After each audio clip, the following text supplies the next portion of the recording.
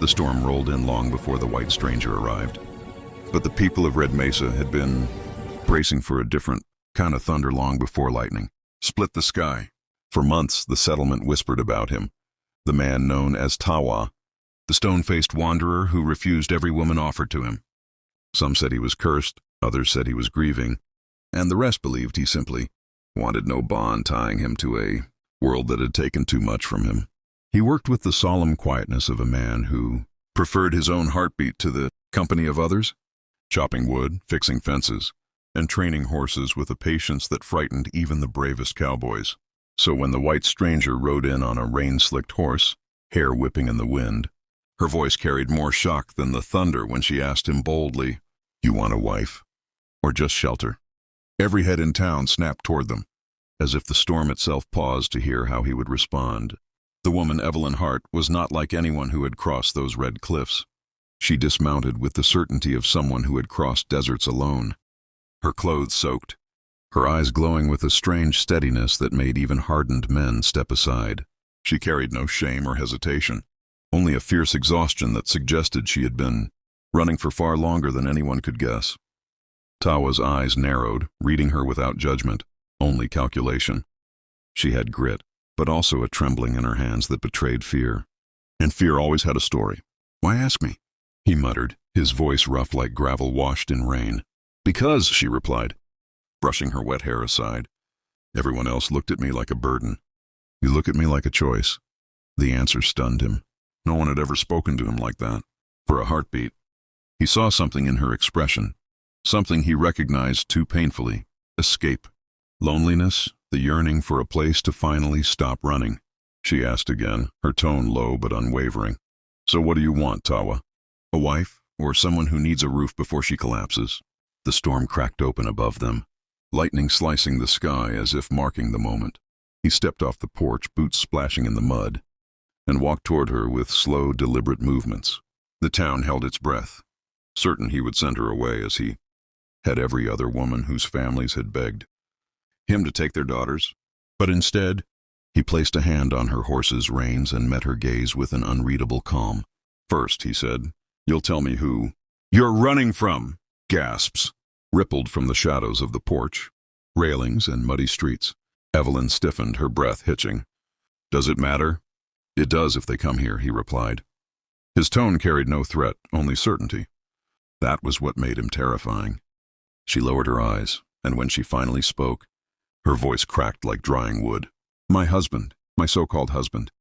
A man who bought me, claimed me, and hunts me because I didn't want to live a life I never chose." Tawa's jaw tightened. The town had seen many tragedies, but few spoken with such cold honesty. Evelyn lifted her chin again. "But I'm not asking you to save me. I just need shelter for one night. After that, I'll ride before dawn." Tawa studied her as rain soaked them both. And for the first time in years, something shifted in him, something old, something buried beneath a lifetime of silence. "Stay," he said simply.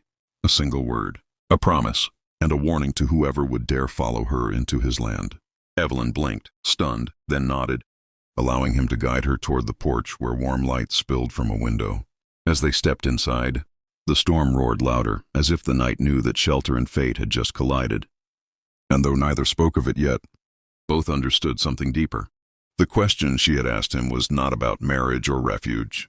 It was about whether he would allow someone into the fortress of his life that he had kept, barricaded for far too long, and whether he liked it or not.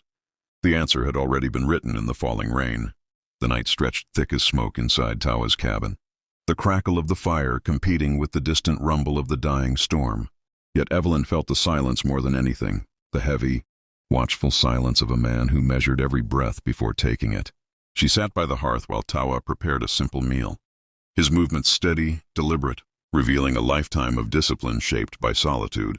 He barely looked at her, but she could tell he was thinking, calculating, dissecting her story. And every so often, she caught him glancing at the door as if expecting someone to kick it open. That fear was not hers alone anymore. When she finally spoke, her voice was low, nearly swallowed by the hiss of burning logs.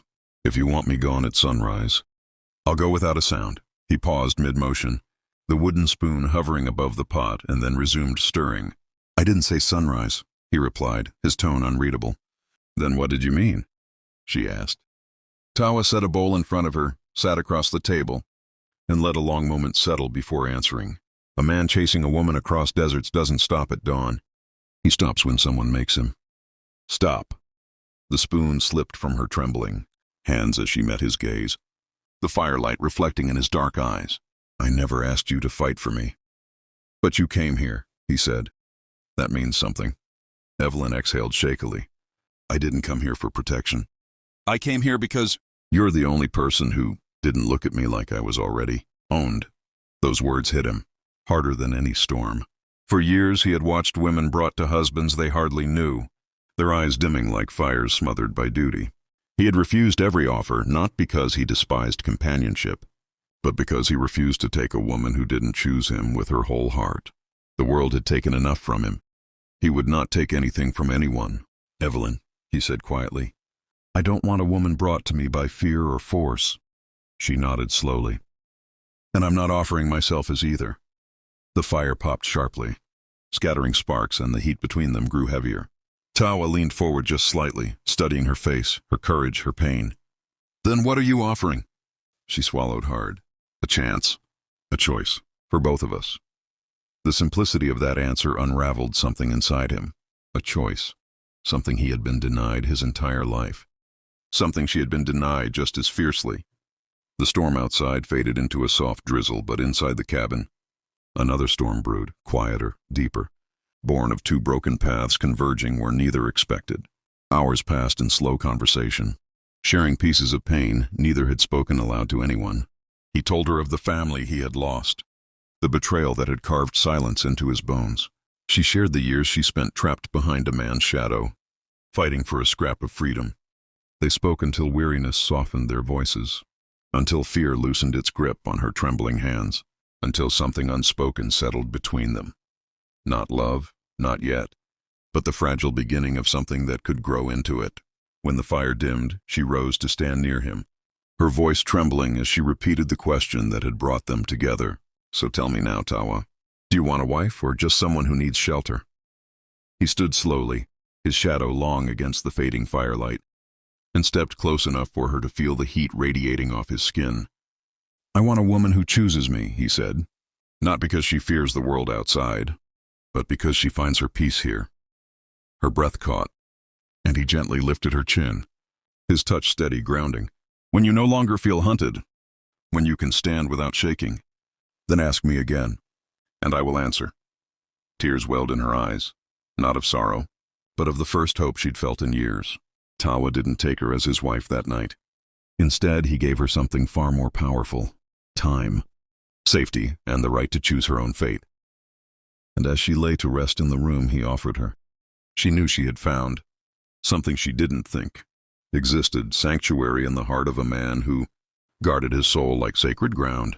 Their story had just begun, and the world beyond those red cliffs would soon learn that a woman who finds her strength and a man who finally dares to open his heart make a force no storm could extinguish. And if you want to hear the next chapter of their journey, make sure to subscribe. You don't want to miss what comes next.